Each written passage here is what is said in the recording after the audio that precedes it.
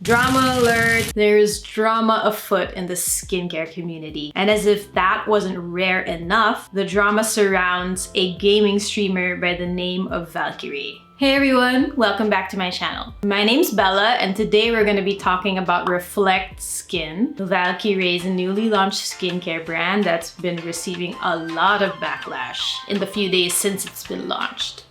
If you clicked on this video, chances are you've already gotten wind of the controversy, but if you haven't, let me give you a little backgrounder. Reflect is built around the idea that anyone who uses a screen needs blue light protection. According to their website, if you use a screen, it's time to add blue light protection to your routine. Reflect is powered by ingredients like blue light protection factor and RE3 and other essentials for healthy and protected skin. Now, I find this brand pretty problematic for a number of reasons, which I'm going to explain in this video. The first reason that I find Reflect Skin to be problematic is that blue light is a non-issue. Blue light from screens, that is. Scientific research shows that blue light from the sun can lead to hyperpigmentation, but that's blue light from the sun, which is many times more intense than the blue light from your screen. So essentially, Reflect Skin is creating a problem and selling people the solution. The second reason that I find Reflect Skin to be problematic is the lack of transparency on the part of the brand. First, they refuse to tell us what exactly their blue light protection factor is. They only give a very vague description on the website related to its function and not actually to what the components of that blue light protection factor are. Which is kind of suspicious to me because if you really chanced upon a new scientific development or innovation, wouldn't you want to share it with the rest of the world? At least that's my view. But Valkyrae has said that the company will not publicize this information because they're afraid that it'll be stolen by other companies. Now, to me, that doesn't even compare with the right that consumers have to know what they're buying. And if you don't want to explain to consumers what they're gonna get, then I think you're just inspiring, a lack of integrity and credibility. And you know what? There's a kind of protection for these kinds of innovations or developments called patents, right? A good counterexample to the case of Reflect Skin is Olaplex. If you haven't heard of Olaplex, they're a hair care brand that's based on a patented technology that's supposed to repair the sulfide bonds in your hair and make it look healthy and shiny. And unlike Reflect Skin, Olaplex is very transparent about what their patented ingredient, technology, and processes are. It's all up there on their website for anyone to see, which I think is laudable in this situation because you really do want your consumers to understand how your product works, right? Because that inspires trust in your product. So the case of Olaplex proves that it's not impossible to share information about your patented technology. It's been done before and there are the right protections for that kind of disclosure.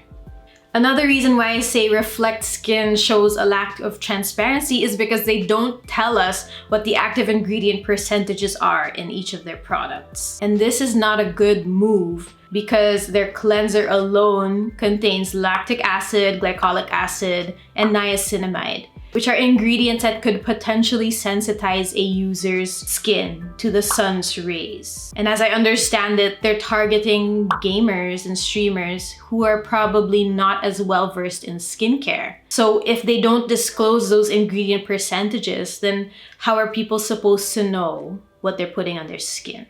Another reason why I say Reflect lacks transparency is because they suddenly changed their ingredient lists on their website. I first looked at their website on October 21, 5 days ago, and the ingredient lists were very similar to each other, which I think is pretty weird because a cleanser should have different ingredients from a moisturizer. And while a moisturizer and an eye cream are essentially the same, they were marketing them as, different products. So of course they should have different ingredients, right? But based on the information given on the website 5 days ago, that was not the case. Basically all of the ingredients were the same except for the last few ingredients, which I found to be really weird to say the least. But then I checked the website again today and they updated the information. They changed it. So I don't know if this was intentional or not, or if this was a mistake or a typo, but ingredient lists are basic information that consumers need to have access to before they make a buying decision. So I think if this was a mistake, it was a really rookie mistake to make, and I don't appreciate it. And the third and final reason why I think Reflect Skin is problematic is the reaction of one of the co-founders to all of the backlash. So Ray isn't alone in this venture. She has two other co-founders. Their names are Joanna Coles and Claudia Poccia. Sorry if I'm mispronouncing those names, but Joanna Coles released a statement to the Washington Post, which was pretty incendiary in my opinion. She said, "It's hard enough for young women to start a business in a male-dominated economy. I'm confident that if a male gamer had come up with Reflect, he would have been roundly applauded." Girl, that isn't even the problem here. You guys are launching an entire skincare line based on a non-issue, a pseudoscience.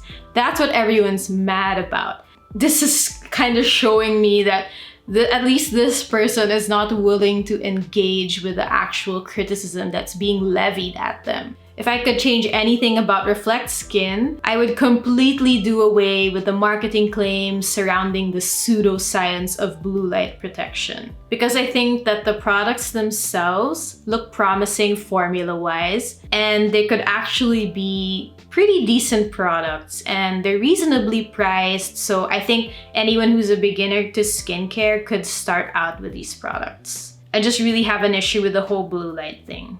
Overall, I think blue light protection in skincare is something that nobody needs because it's basically a non-issue. In any case, I really love and admire Ray, and my heart goes out to her because all of the backlash must be so stressful, and I really just wish her the best. But I think it's really important to say that we can't always expect lay people to understand the technicalities behind scientific innovations. And I think a lot of people are putting too much blame on her for that. But I guess the lesson for all of us from all of this controversy is to do your research to the extent that you can. Thank you so much for watching, and I'll see you in the next video. Bye!